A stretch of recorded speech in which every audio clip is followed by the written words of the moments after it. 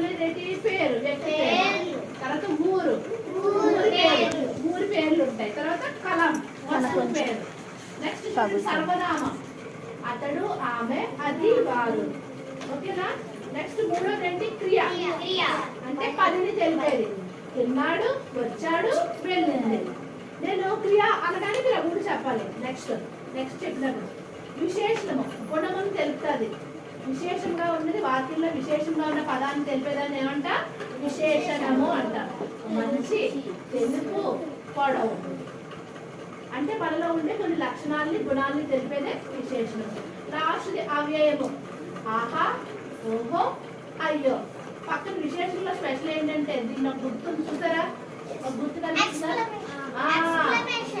Exclamation, ఆశ్చర్యార్థకం అంటారు. తెలుగు ఏమంటారు? ఆశ్చర్యార్థకము. చెప్పండి.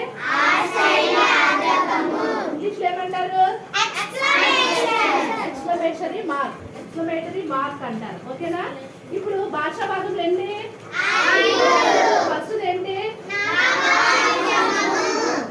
ఉదాహరణలు చెప్పండి.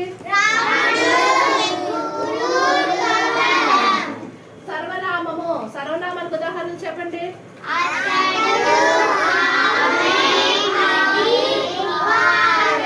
క్రియ చెప్పండి. క్రియ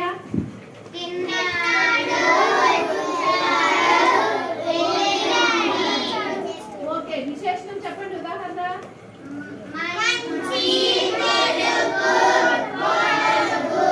ఓకే. నెక్స్ట్ అవ్యయము, ఉదాహరణ చెప్పండి.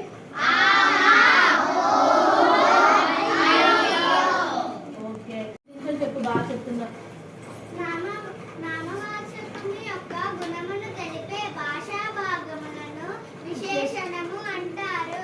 Very good. చెప్పండి. కరెక్ట్ గుర్తించుకొని చెప్పింది. ఓకే. విశేషణానికి ఉదాహరణలు ఏంటమ్మా? విశేషణానికి గుణాన్ని, గుణం తెలుస్తారు కదా. పులుపు,